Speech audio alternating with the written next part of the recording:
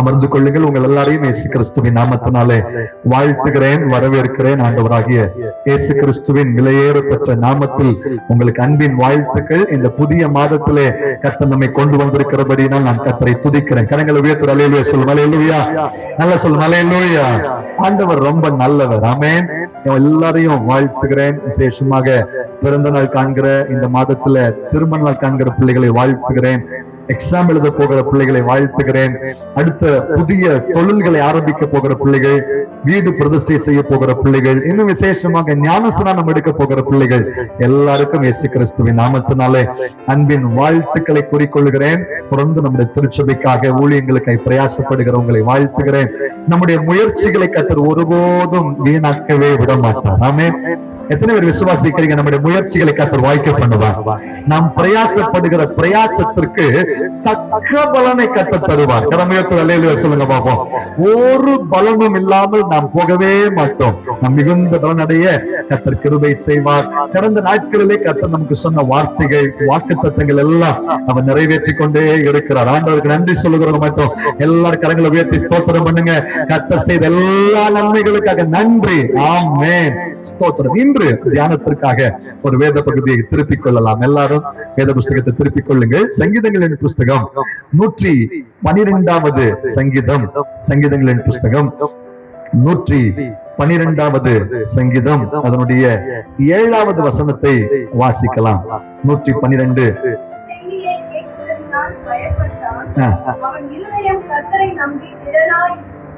துர்ச்செய்தியை கேட்கிறதுனால் பயப்படான், அவன் இருதயம் கர்த்தரை நம்பி திடனாய் இருக்கும். ஆமென். இந்த மாதத்திலே ஆண்டவர் நமக்கு கொடுக்கிற வார்த்தையை பாருங்கள். துர்ச்செய்திகள் கேட்கிறதுனால அவன் பயப்படான். யார் பயப்படான் என்று முதல் வசனத்தை வாசித்து பார்த்தால், அல்லேலூயா, கர்த்தருக்கு பயந்து அவருடைய கட்டளைகளில் மிகவும் பிரியமாயிருக்கிற மனுஷன். அவருடைய வார்த்தையிலே, கட்டளையிலே, வசனத்திலே பிரியமாய். எத்தனை பேர் கர்த்தருடைய வசனத்துல பிரியமா இருக்கிறீங்க? Very good. நம்முடைய உலகத்திலே அநேக விஷயங்களில் நாம் பிரியமா இருப்போம் இல்லையா? சிலரை பார்த்தோம்னா சாப்பாட்டுல பிரியமா இருப்பாங்க. சாப்பாட்டுக்காக வாழ்றோமா இல்ல வாழ்றதுக்காக சாப்பிடுறோமான்னு கூட தெரியாம வாழ்கிற அநேகர் உண்டு. ஆனாலும் இன்று அவனுடைய சமூகத்துல நம்ம எல்லாரும் ஒரு தீர்மானம் எடுக்கணும். ஜூலை மாதத்துல கர்த்தருடைய வார்த்தையிலே, கட்டளையிலே, வாக்கு தத்தங்களிலே, வசனத்திலே பிரியமாய் இருக்க கர்த்தர் நமக்கு உதவி செய்வாராக. இரவும் பகலும் அதிலே தியானமாய் இருக்கிற மனுஷன் பாக்கியவான் என்று நாம் வாசிக்கிறோம். இந்த அதிகாரம் முழுவதும் நீங்கள் வாசித்து பார்த்தால் அதிலே அநேக ஆலோசனைகளை கர்த்தர் நமக்கு தருகிறார். இந்த மாதம் தேசத்திலே பல இடங்களில் நீங்கள் பாருங்கள், சில இடங்கள்ல வெயில் அதிகமாய் தாக்கி எத்தனையோ பேர் மரித்து போகிறார்கள். சில நாடுகளிலே பஞ்சம் நமக்கு தெரியல. நான் இன்னைக்கு ஒரு தீர்மானம், அது எடுக்கலாமா எடுக்கக்கூடாதுன்னு தெரியல, ஆனாலும் எடுத்துட்டேன். நாட்டுல என்ன நடக்குதுன்னு நம்ம கண்டுபிடிக்க வேண்டிய அவசியம் இல்ல. நான் நாட்டுக்காக என்ன செய்ய போறேங்கிறதுக்காக நான் பிரயாசப்படணும். ஆமே. நான் அதான் யோசிக்கிறேன். என்னென்னமோ நடக்குது, எல்லாத்தையும் நம்ம மைண்ட்ல ஏத்தி அதுக்காக பிரயாசப்பட்டு ஐயோ அப்படி நடக்குது, இப்படி நடக்குது, அது நடக்குது, இது நடக்குதுன்னு வருத்தப்படுறதை விட நான் நாட்டுக்காக ஏதாவது செய்யலாமான்னு யோசிக்கிற ஒரு சூழ்நிலைக்குள்ள வந்துட்டேன். எனக்கு கூட எத்தனை பேர் ஆமோதிக்கிறீங்க? நம்ம ஏதாச்சும் நாட்டுக்காக செய்யணும் ஆசை இருக்கா இல்லையா?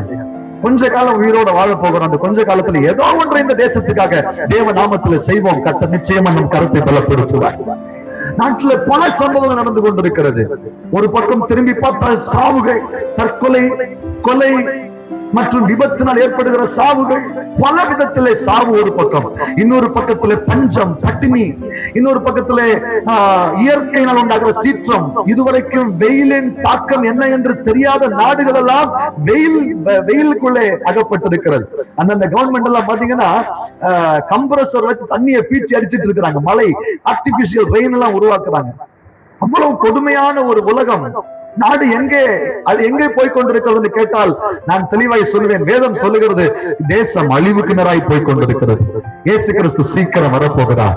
இது ஒரு கொடிய பொல்லாத காலத்துக்குள்ளே போக போகிறது. இந்த தேசத்திலே மக்கள் ஒரு பக்கம் செழித்திருக்கிறார்கள், அறிவு பெருத்திருக்கிறது, ஒரு பக்கம் உயர்ந்து கொண்டிருக்கிறார்கள், வளர்ந்து கொண்டிருக்கிறார்கள், இன்னொரு பக்கம் அதற்கு ஈக்குவலான அழிவையும் சம்பாதித்துக் கொண்டிருக்கிறார்கள். இதுல மாற்று கருத்தை இல்லை. ஆனால் இன்று கர்த்தர் நமக்கும் எனக்கும் உங்களுக்கும் ஒரு தெளிவான வாக்குத்தத்தத்தை கர்த்தர் கொடுக்கிறார். எனக்கு என்ன நடக்க போகிறது என்று வேதம் சொல்லுங்க. திரும்ப வாசிச்சு பாருங்க அந்த வசனம். துர்ச்செய்தியை கேட்கிறதுனால் பயப்படான். கேட்கிறதுனால் அப்படின்னா எனக்கு ஒரு விசுவாசம் இருக்கு. எந்த துர்ச்செய்தியை மற்றவர்கள் கேட்கும் அளவுக்கு எனக்கு எந்த தீங்கும் கர்த்தர் அனுமதிக்கவே மாட்டான். சொல்லுங்க. துர்ச்செய்தியை கேட்கிறதுனால என்ன செய்ய மாட்டான்? பயப்பட மாட்டான். அவன் இருதயம் கர்த்தரை நம்பி திடனாயிருக்கும். ஆமென். இன்றைக்கு என்னுடைய இருதயம் திடனாய் இருக்க போகிறது. இந்த ஜூலை மாதத்துல என்னை சுற்றி என்ன நடந்தாலும் என் இருதயம் திடனாய் இருக்க போகிறது. என் இருதயம் திடனாய் இருக்க போகிறது. என் குடும்பத்துல, என் சகோதரர்களுக்குள்ளே, என் நண்பர்களுக்குள்ளே, என்னை சுற்றி இருக்கிற மக்களுக்குள்ளே என்ன நடந்தாலும் என் இருதயம் திடனாய் இருக்கும். சொல்லுங்க. இருதயத்துல கையை வச்சு சொல்லுங்க. என் இருதயம் திடனாய் இருக்கும். திடனாய் இருக்கும். ஆமென். என்ன நடந்தாலும் இந்த சங்கீதம் 112 சங்கீதத்துல ஒரு சில வசனங்களை நாம் எடுத்து பார்த்தால் எந்தெந்த காரியத்திற்காக இந்த சங்கீதக்காரன் பயந்து கொண்டிருக்கிறான் என்ற வார்த்தையை நீங்கள் வாசித்து பார்க்கும் பொழுது அதிலே நமக்கு தெரிகிறது. 2வது வசனத்தை வாசிங்க.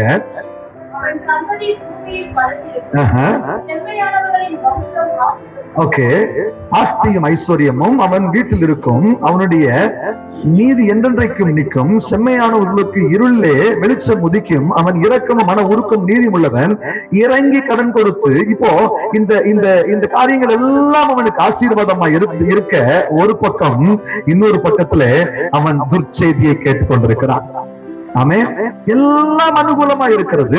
ஆனா இன்னொரு பக்கத்துல என்ன வருகிறது? ஒரு துர்ச்செய்தி கேட்கும் ஒரு சூழல். வேத புஸ்தகத்திலே 3 நபர்களை இன்று நான் உங்களுக்கு எடுத்துக்காட்ட விரும்புகிறேன். 3 நபர்களை உங்களுக்கு எடுத்துக்காட்ட விரும்புகிறேன். ஒன்று, வேத புஸ்தகத்திலே நான் வாசிக்கும் போது தாவீது. 1 சாமுவேலின் புஸ்தகம் 23ஆம் அதிகாரம். 1 சாமுவேல் 23ஆம் அதிகாரம் அதனுடைய 14ஆம் வசனத்தை நீங்கள் எடுத்து பாருங்கள். வேதம் என்ன சொல்லுகிறது?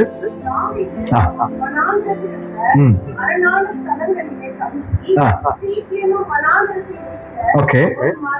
சீப் வனாந்திரத்தில் இருக்கிற ஒரு மலையிலே, ஓகே,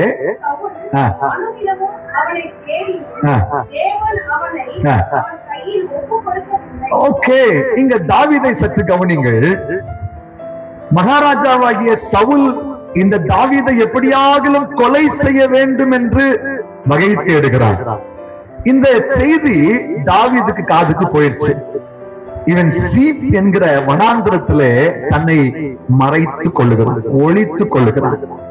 இந்த சீப் வனாந்திரம் என்று சொன்னால் இது ஒரு யூதேய தேசத்தினுடைய ஒரு பகுதி. அப்படியானால் இந்த யூதேய தேசம் என்பது தாவீதுனுடைய ராஜ்யத்தினுடைய ஒரு பகுதி.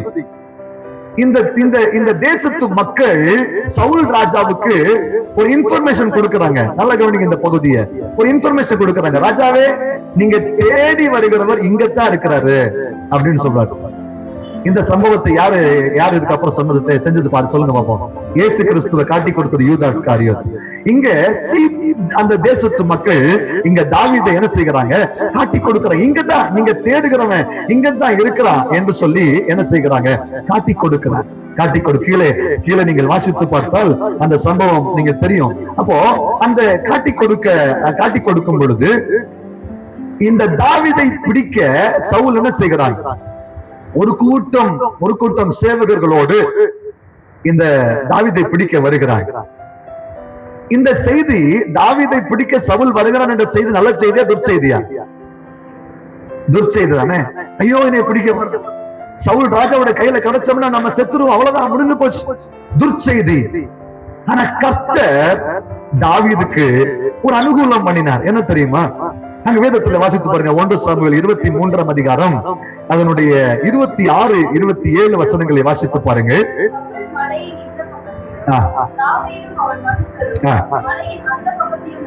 ஓகே,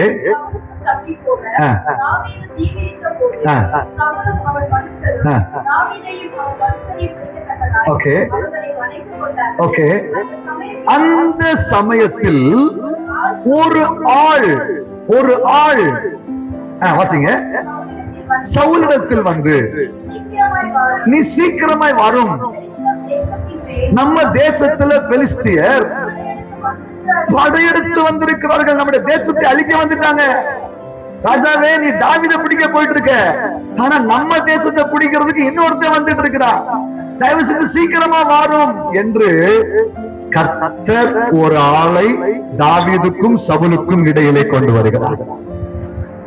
அப்படியே அந்த சவுலை டைவர்ட் பண்ணி, கை கெட்டினது வாய் கெட்டலன்னு சொல்ற மாதிரி தாவீத சவுல இன்னும் கொஞ்சம் விட்டிருந்தா போய் பிடிச்சிருந்திருப்பான்.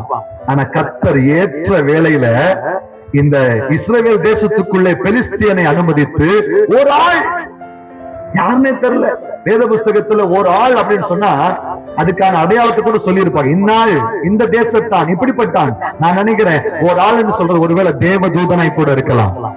ஹல்லேலூயா. இன்றைக்கு நான் விசுவாசிக்கிறேன், இந்த மாதத்திலே ஒரு ஆள் உங்களுடைய எதிர் செய்திகளை கேட்க விடாமல் உங்களுக்கு ஒரு ஆளுடைய உதவியை கர்த்தர் ஏற்படுத்த போகிறார். ஒரு தூதனுடைய உதவியை கர்த்தர் ஏற்படுத்த போகிறார். யாரோ ஒருவன் சவுலுக்கு வந்து அவனை திசை திருப்பினது போல அந்த அழிவில் விழாதபடிக்கு, ஆமென், தாவீதை பிடித்து பீறி போடாதபடிக்கு, தாவீதை தப்புவிக்கும்படிக்கு, ஆமென், கர்த்தர் சவுலை திருப்பி அனுப்புனது போல நம்முடைய எதிரிகளுக்கு கையில கர்த்தர் ஒப்பு கொடுக்காமல் நம்மை கர்த்தர் காப்பாற்ற வல்லமை உள்ளவர். துர்ச்செய்தியை கேட்கிறதுனால் அவன் என்ன செய்யல? பயப்பட மாட்டான். ஹல்லேலூயா. நான் இன்றைக்கு விசுவாசத்தோடு உங்களுக்கு ஒரு வார்த்தையை சொல்ல போகிறேன். என்னதான் நமக்கு விரோதமாய் பேசட்டும், என்னதான் நமக்கு விரோதமாய் எழும்பட்டும், யார் தான் நமக்கு விரோதமாய் பகை செய்யட்டும், யார் தான் நமக்கு விரோதமாய் மந்திரவாதம் பில்லி சூனியம் செய்யட்டும், நாம் நிச்சயமாய் பயப்பட வேண்டிய அவசியம் இல்லை.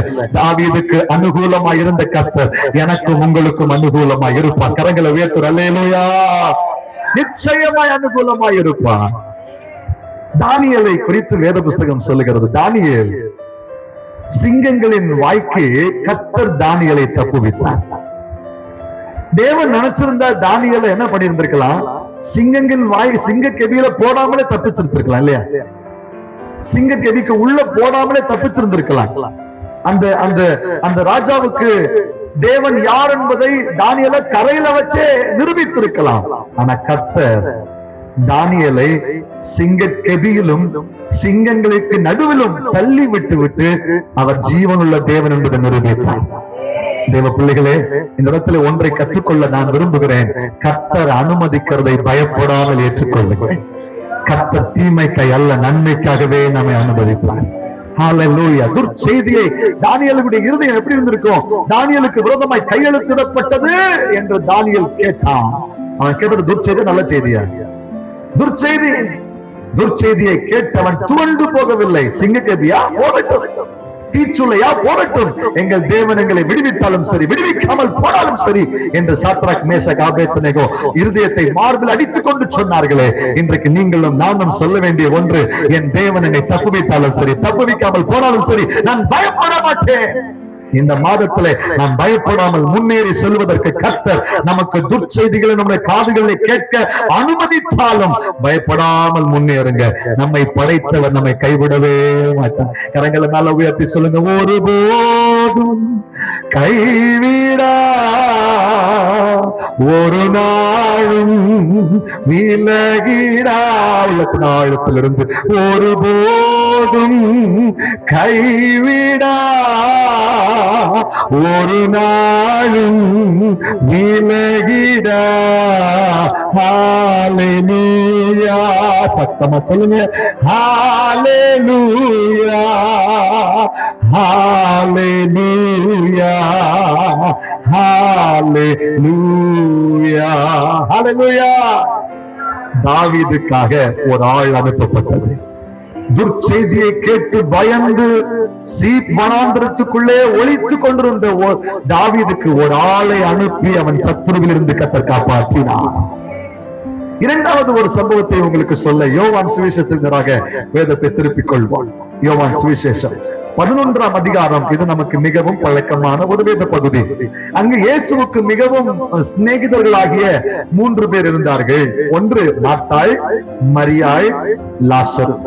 இயேசுடைய நெருங்கின சிநேகிதன் லாசரு. எப்படி நெருங்கின சிநேகிதன் என்று வேதம் சொல்லுகிறது. யோவான் 11:3 வாசித்து பாருங்க. ஓகே, ஆண்டவரே நீர் சிநேகிக்கிறவன். ஓகே, இப்போ துர்ச்செய்தி என்ன, துர்ச்செய்தி என்ன என்று 6ஆம் வசனத்தை வாசித்து பாருங்க. அவர் கேள்விப்பட்ட போது தாம் இருந்த இடத்திலே பின்னும் 2 நாள் தங்கி இருந்தார்கள். கூப்பிட்டா உடனே வரணுமா வேணாமா? சொல்லுங்க, கூப்பிட்டா வரணுமா வேணாமா? என்னை நோக்கி கூப்பிடு, அப்பொழுது நான் உனக்கு மறு உத்தரவு தரணுமா வேணாமா? சொன்னதை செய்யணுமா வேணாமா? செய்யணுமே. நாங்க ஆண்டவருடைய சமூகத்துல இயேசு இருக்கிற இடத்துக்கு ஆள் அனுப்பி, உம்முடைய சிநேகிதன், பெஸ்ட் ஃப்ரெண்ட் வியாதியா இருக்கிறான், மரணத்தோடு போராடி கொண்டிருக்கிறான், இயேசு உடனே வரணுமா வேணாமா? இத கேள்விப்பட்டதுக்கு அப்புறம் உட்கார்ந்துட்டார். எத்தனை நாளைக்கு? எவ்வளவு நம்ம பயத்து வழியில துடிச்சுக்கிட்டு இருக்கிறோம். இவர் இன்னும் வந்து மாத்திரைய வாங்கிட்டு வான்னு சொன்னா அப்பதான் டீ சாப்பிட்டு இருப்பார்.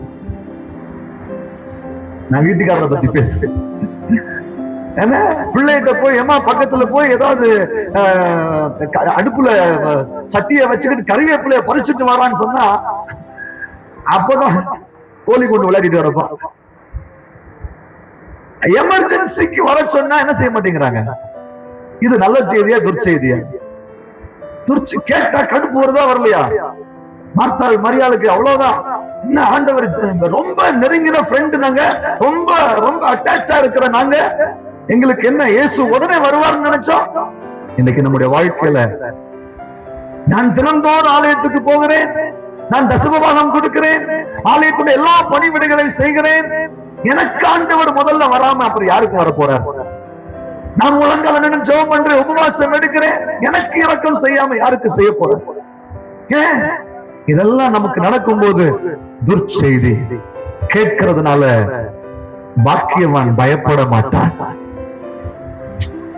இயேசு லேட்டா வராரா? தாமதிச்சு வராரா? நமக்கு நடக்க வேண்டியது லேட்டா நடக்குதா? லேட்டா நடந்தாலும் பெஸ்டா நடக்கும், சிறப்பா நடக்கும்.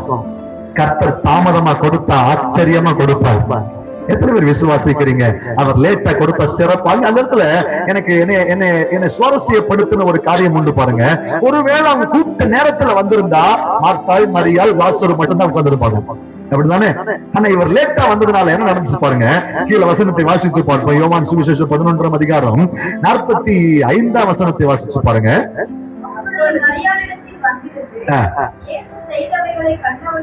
இயேசு செய்தவைகளை, அப்பதான் என்ன வந்துட்டாரு? இயேசு வந்துட்டாரு, 2 நாள் தாண்டி வந்துட்டாரு. வந்து கல்லறையில போய் மரித்து போன லாசருவை உயிரோட எழுப்பினார். உயிரோட எழுப்பி இப்ப அவனுக்கு ஜீவன் உண்டாயிற்று. இதெல்லாம் ஜனங்கள் திரளாய் பார்த்து கொண்டிருக்கிறார்கள். இதெல்லாம் முடிஞ்சதுக்கு அப்புறம் திரளான ஜனங்கள் மரியாளிடத்துல வந்து இயேசு செய்தவைகளை கண்டவர்களாகிய யூதர்களின் அநேகர் இங்க பாருங்க, இந்த யூதர்கள் இயேசுவிடத்துல விசுவாசமா இருக்கிறதுங்கிறது நடக்காத விஷயம், நடக்காத விஷயம். யூதர்கள் இயேசு கிறிஸ்து தான் தெய்வம் என்று நம்பாதவர்கள், இயேசு கிறிஸ்து தான் மெசியா என்று ஏற்றுக்கொள்ளாதவர்கள். ஆனா அந்த யூதர்களையே இவர் தான் உயிர்த்தெழுதலும் ஜீவனுமானவர் என்று நம்ப வைத்தார் ஆண்டவர். ஒரு அல்லேலூயா சொல்லுங்க பார்க்கலாம். அதுதான் ஒரு அற்புதத்தை ஆண்டவர் செஞ்சுட்டாருன்னா அந்த அற்புதத்தை அந்த ஆளுக்காக செய்ய மாட்டார். இப்ப உங்களுக்கு கர்த்தர் அற்புதம் செய்தார்னா உங்களுக்கு செய்ய மாட்டார், உங்களுக்கும் செய்வார். உங்களை சுற்றி இருக்கிறது காணும்படி செய்வார், அவர்களுடைய விசுவாசம் வர்த்திக்கும்படி செய்வார். இந்த தேசத்துல கர்த்தர் நமக்கு ஏன் அற்புதம் செய்கிறார் தெரியுமா? நம்மை நேசிக்கிறதுனால் மட்டுமல்ல, நம்மை சுற்றி இருக்கிறவர்கள் அதிசயத்தை காணும்படி கர்த்தர் அற்புதம் செய்கிறார். விசுவாசம் இருந்த கரங்களை உயர்த்துற அல்லேலூயா சொல்லுங்க. என்னை கர்த்தர் ஏன் ஆசீர்வதிக்கிறார்? என்னை கர்த்தர் ஏன் விடுவிக்கிறார்? உங்களை கர்த்தர் ஏன் விடுவிக்கிறார் என்றால் உங்களுக்கும் விடுதலை தேவை, உங்களை சுற்றி இருக்கிற அநேகருக்கு விசுவாசம் தேவை. ஆமென். ஹalleluya. இங்க யூதர்கள் அநேகர் 12ஆம் அதிகாரத்தை எடுத்துக்கொள்ளுங்க. 12ஆம் அதிகாரத்தினுடைய 9, 10 வசனங்களை வாசித்து பாருங்க. யூதரில் அறிந்து இயேசுவின் நிமித்தமாய் மாத்திரமல்ல எழுப்பின லாசருவை காணும்படியாக வந்தார்.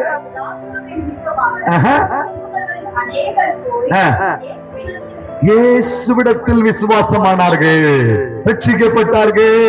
தேவ பிள்ளையே, பலவீனத்தோடு வந்திருக்கீங்களா? எனக்கு இன்னைக்கு இயேசுவை ரொம்ப எதிர்பார்த்தேன்.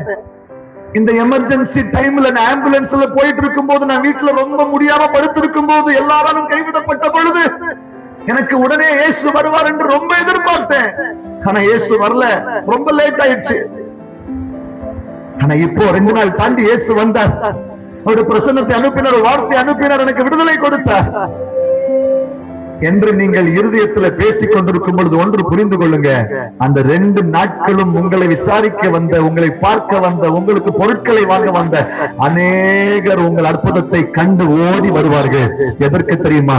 உங்களால் விடுதலை, உங்களுக்கு விடுதலை கொடுத்த அந்த இயேசுவிடத்தில் விசுவாசமாக இருக்க. அந்த இயேசு எப்படி உங்களுக்கு அற்புதம் செஞ்சார்? டாக்டர் அவ்வளவுதான் முடிஞ்சு போச்சுன்னு எழுதிட்டாரே, எப்படி அந்த இயேசு அற்புதம் செய்தார் என்று இயேசுவிடத்தில் விசுவாசமாய் வைக்க, இயேசுவிடத்திலே ரட்சிப்பை பெற்றுக்கொள்ள அவர்களுக்கும் கர்த்தர் ஒரு வாய்ப்பை கொடுக்கிறார். என்னை கேட்டுக்கொண்டிருக்கிற அன்பு தேவ பிள்ளையே, துர்ச்செய்தியை கேட்கிற நீங்களும் நானும் பயப்பட வேண்டிய அவசியமே இல்லை. துர்ச்செய்தியை கேட்கிறதுனால அடுத்த நாட்களில் ஐயோ இந்த மாசம் என்னால ஹேண்டில் பண்ண முடியாது, இந்த மாசத்துல என்னால மேற்கொள்ள முடியாது என்று நீங்கள் புலம்புகிற ஒரு சூழல் வரும் பொழுது நீங்கள் பயப்பட வேண்டாம். என்னோடு இருக்கிறவர் பெரியவர். ஹalleluya. அவர் லேட்டா வந்தாலும் பெஸ்டா வருவார், சிறப்பா வருவார், மேன்மையா வருவார், என்னை ஆச்சரியப்படுத்துவார். என்னை மட்டுமல்ல, என்னை சுற்றி இருக்கிறவர்களுக்கும் கர்த்தர் அற்புதத்தை செய்வார் என்று நீங்கள் விசுவாசமா இருங்கள், நம்பிக்கையா இருங்கள். கர்த்தர் நிச்சயம் அற்புதம் செய்வார். துர்ச்செய்தியை கேட்கிறதுனால் பயப்படான். ஆமென். ஹalleluya. எத்தனை பேர் சொல்ல முடியும்? பயப்பட மாட்டேன், நான் பயப்பட மாட்டேன். சொல்லுங்க, பயப்பட மாட்டேன், நான் பயப்பட மாட்டேன்.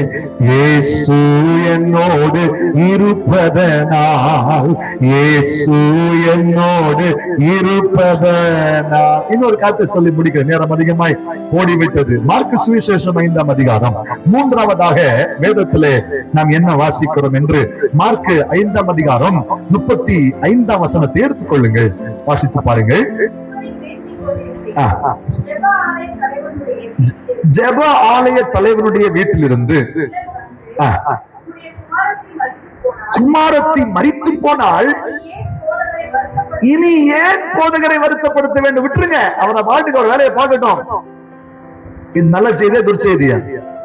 துர்ச்செய்தி. இங்க ஜெப ஆலய தலைவன் யார் என்றால், இவர் யூதர், ஒரு யூதர்.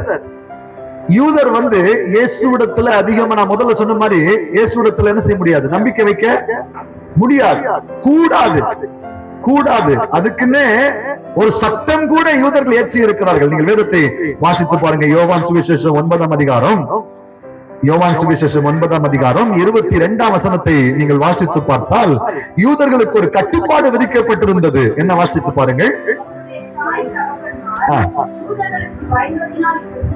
ஓகே. இயேசுவை கிறிஸ்து என்று எவனாகிலும் அறிக்கை பண்ணினால் ஜெப ஆலயத்துக்கு புறம்பாக்க வேண்டும். கட்டுப்பாடு. ஜெப ஆலயத்துக்கு என்ன ஆக்கணும்? புறம்பாக்கணும். இப்ப இயேசு கிட்ட வந்திருக்கிறது யாரு? ஜெப ஆலய தலைவன். சாதாரண ஒரு மனுஷன் இயேசு கிறிஸ்து மேல, ஒரு யூதன் இயேசு கிறிஸ்து மேல நம்பிக்கை வச்சாலே அவன் எங்கிருந்து புறம்பாக்கணும்?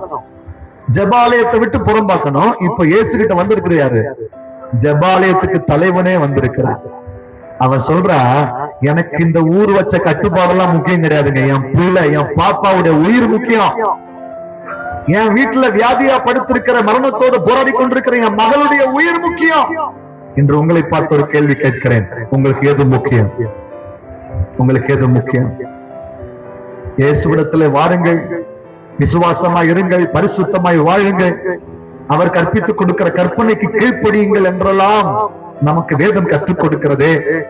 அதே நேரத்துல கல்யாண வீட்டுக்கு பத்திரிக்கை வைக்கிற ஒருவனுக்கு கல்யாணத்துக்கு கட்டாயம் போனோம் நிக்கிறோமே, கல்யாணம் முக்கியமா கர்த்தருடைய ராஜ்யம் முக்கியமா என்று கேட்டால் எது முக்கியம்? கர்த்தருடைய ராஜ்யம். முதலாவது தேவனுடைய ராஜ்யம்.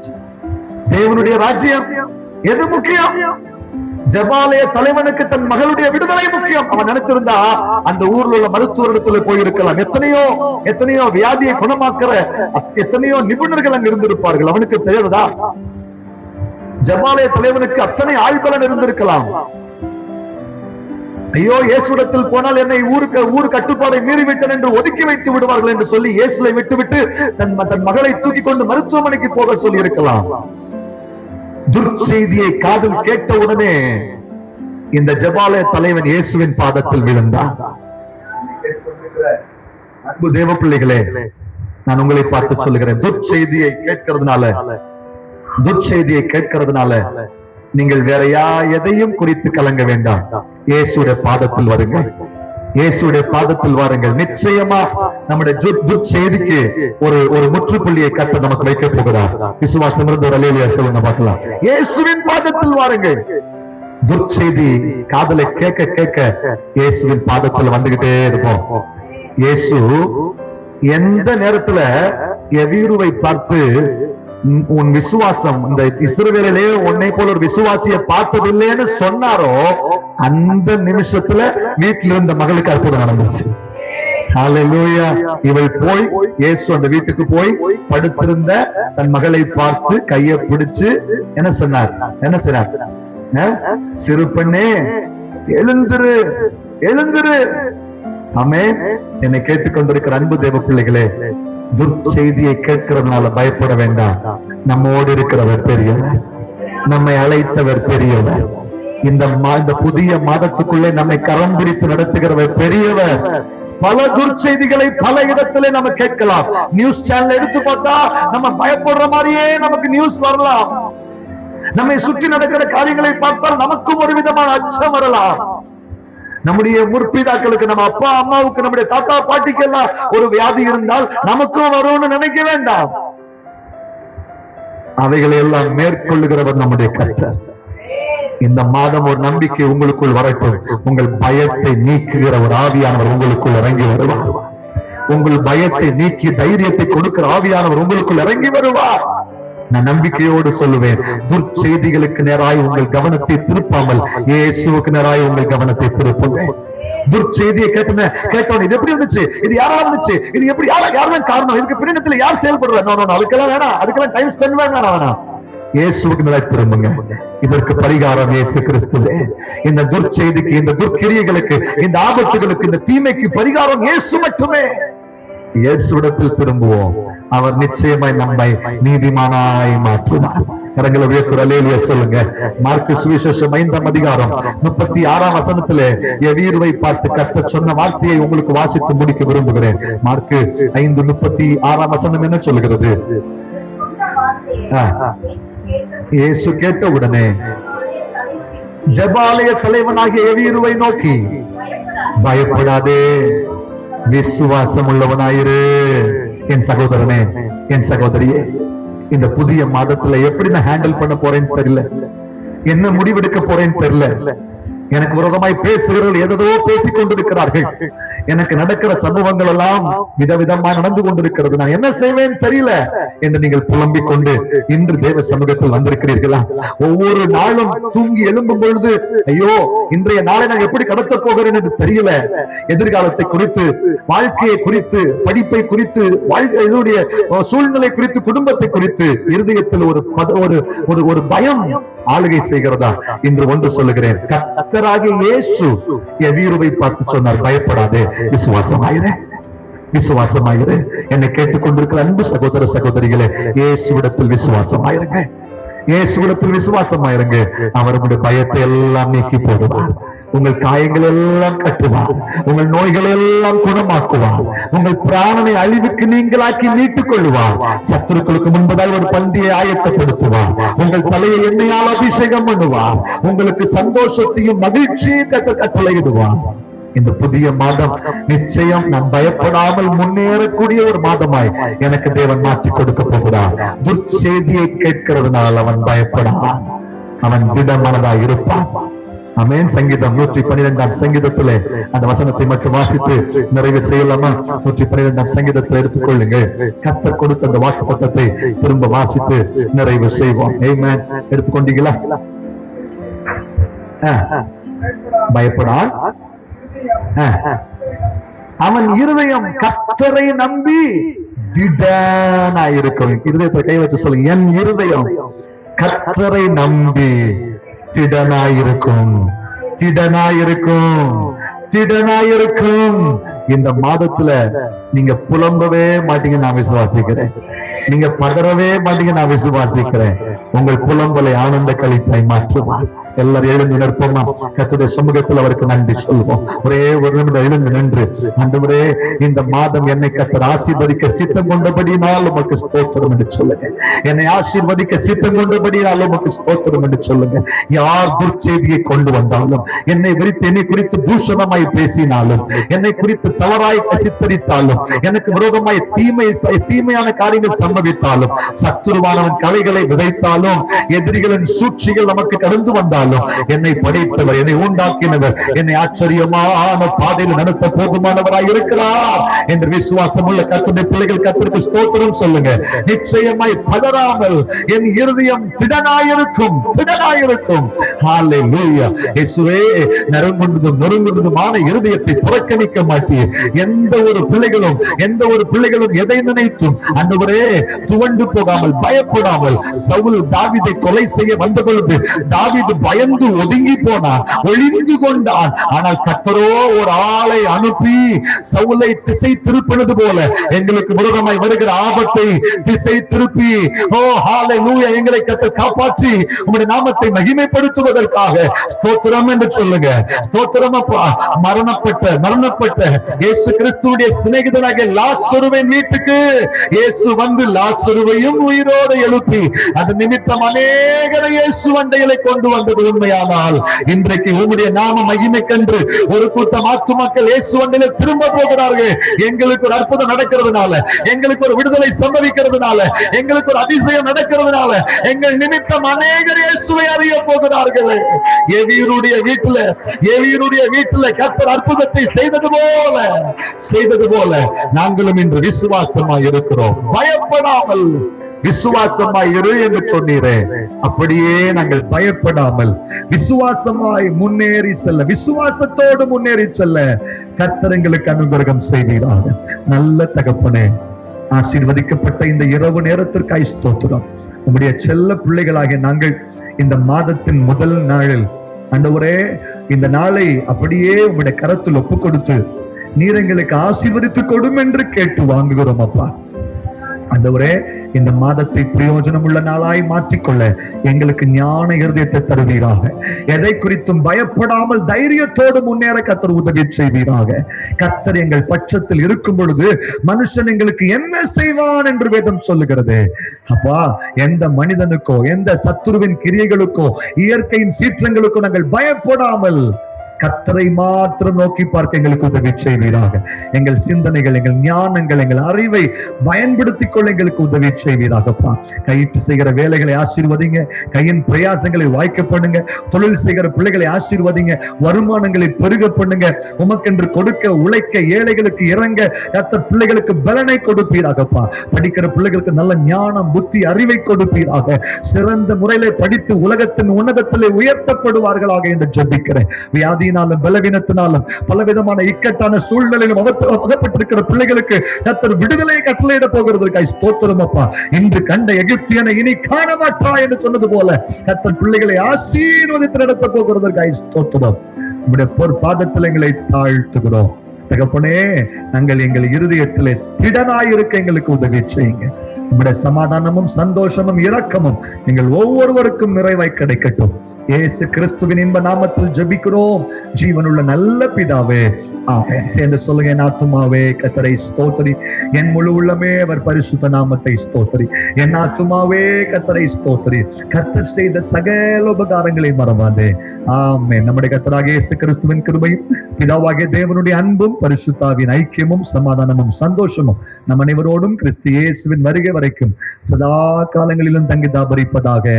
ஆமென். ஹல்லேலூயா, ஹல்லேலூயா, ஹல்லேலூயா. God bless you. கர்த்தர் உங்களை ஆசீர்வதிப்பார்.